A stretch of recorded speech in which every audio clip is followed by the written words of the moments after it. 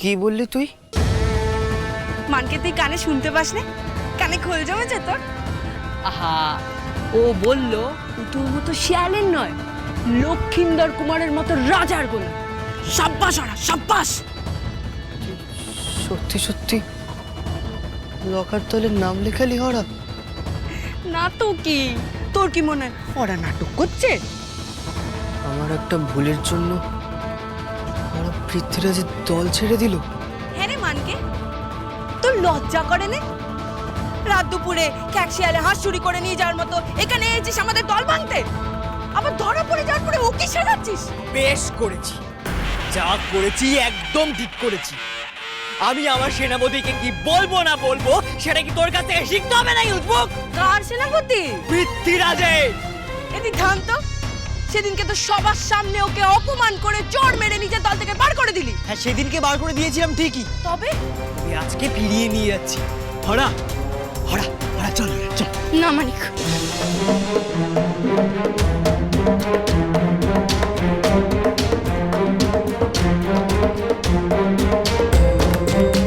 আমি তোর দলে ফিরে যাব না।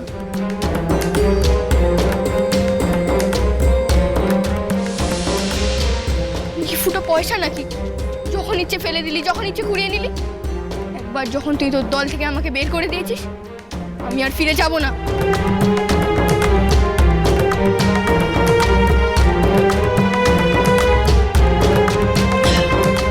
তোর এত দুর্দশা হলো ওরা যে তুই লখার দলে নাম লেখালি? তো ও তোকে কোন পথ দিয়েছে রে? দারোয়ানের নাকি হবু জামাইয়ের? আরে থাম! আমি আর কিচ্ছু শুনতে চাই না ওরা, কিচ্ছু না। বউয়ের কথা শুনে আমার তোর কাছে ক্ষমা চাইতে আসাটাই ভুল হয়েছে। আরে আমারই বোঝা উচিত ছিল। পচা আলুর বস্তায় ভালো আলুরও পচতে বেশি সময় লাগে না রে হরা। ও মানকে, তোর বউ বুঝি তোকে হরাকে ফিরিয়ে নিয়ে যাওয়ার সত্য দিয়ে পাঠিয়েছিল? আহারে মানকে, তুই যে একুল ওকুল দুই হারালি, না পারলি নিজের বউয়ের কথা রাখতে, না পারলি হরাকে নিজের দলে ফিরিয়ে নিয়ে যেতে। আর হ্যাঁ মানকে, তুই যে এখানে হরাকে নিজের দলে ফিরিয়ে নিয়ে যেতে এসেছিলি, শুনলেন নাকি তোর দলও আর তোর কাছে নাই, তোর বউয়ের হয়ে গেছে।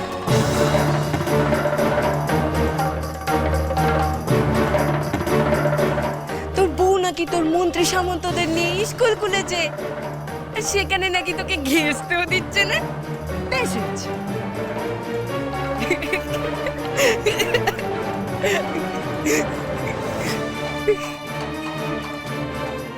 ওরা কেউ আপনার মন্ত্রী শান্ত্রী নয়, ওরা আমার ঠাকুরপর। আমি আসছি। পালাচ্ছিস কোথায় মানকে? রাত দুপুরে ছেঁচড়দের মতো লুকিয়ে লুকিয়ে আমাদের দল ভাঙতে এসেছিলিস, তার শাস্তি তো তোকে পেতেই হবে। তার শাস্তিটা কে দেবে?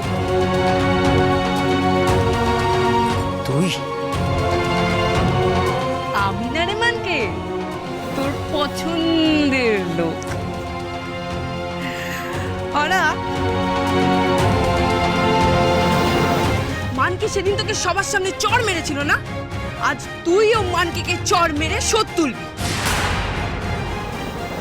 মানে লখা মানিক। না মানে? না মানে কি? মনে রাখিস সরা, তুই কিন্তু এখন আমার দলে, আমি তোর রাজা, আমি তোকে আদেশ দিচ্ছি, মার মানকে। আর আজকে যদি তুই মানকে না মারিস, তাহলে কিন্তু পুলিকে বিয়ে করার স্বপ্ন তোকে চিরজীবনের জন্য ভুলে যেতে হবে। ওরা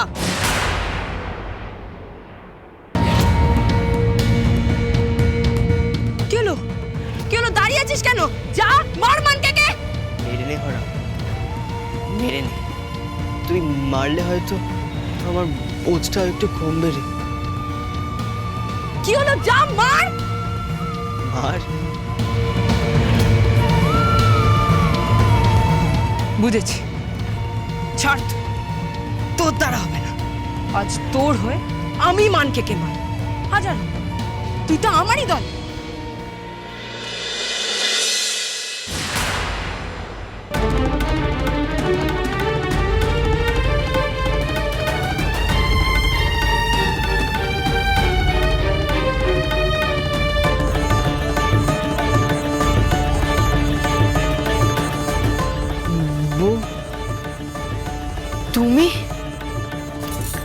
পৃথ্বীরাজ দল ভাঙায় না লক্ষিন্দর কুমার, দল তৈরি করে।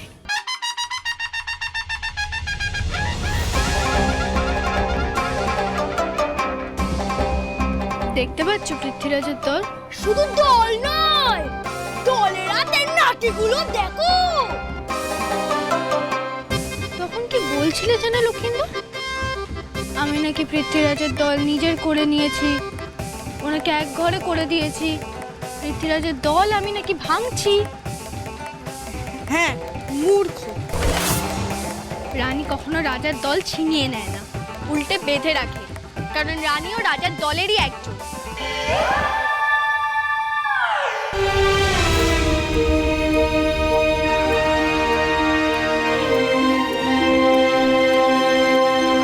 আর হরেন ঠাকুর, তোমার মহারাজা তোমার কাছে ক্ষমা চেয়ে কিন্তু নিজের জায়গা বজায় রেখেছে, কিন্তু তুমি লক্ষিন্দরের হাত ধরে তাকে ফিরিয়ে দিয়ে নিজের জায়গা হারালে।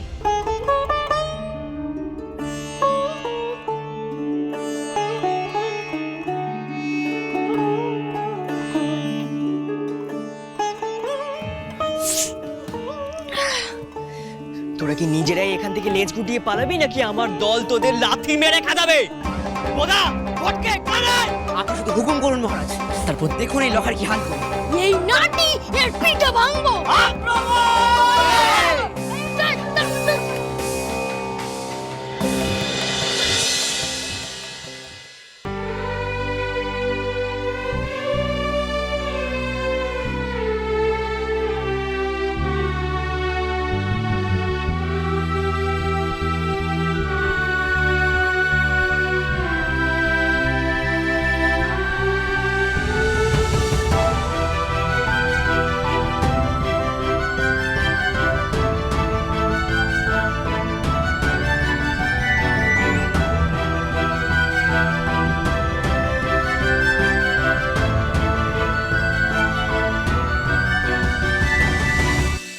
এই লখা দালাটা না একেবারে ভিতর ডিপ, যত হম্বি ওই মুখে নাটি দেখতে না দেখতে কাঁচা দৌড়ে দিল দৌড়।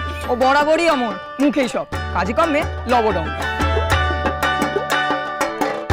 আমি ভাবতে পারিনি বউ, তোমরা আবার আমার পাশে এসে দাঁড়াবে। বোদা, ফটকে,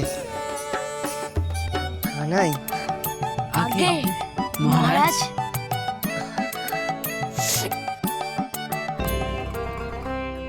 কিন্তু বাবার কাছে শুনলাম ওই ভট্টাচার্য মশাই নাকি এসে শাসিয়ে গেছে, বউয়ের স্কুলে কাউকে ঢুকতে দেবে না বলেছে।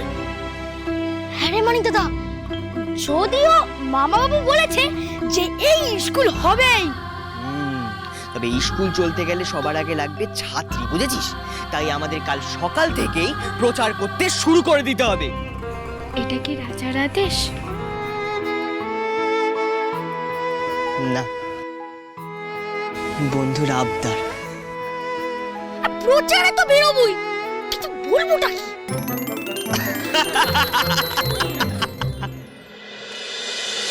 শুনুন শুনুন জগৎপুরবাসীগণ, আপনাদের জন্য আছে এক দারুণ সুখবর।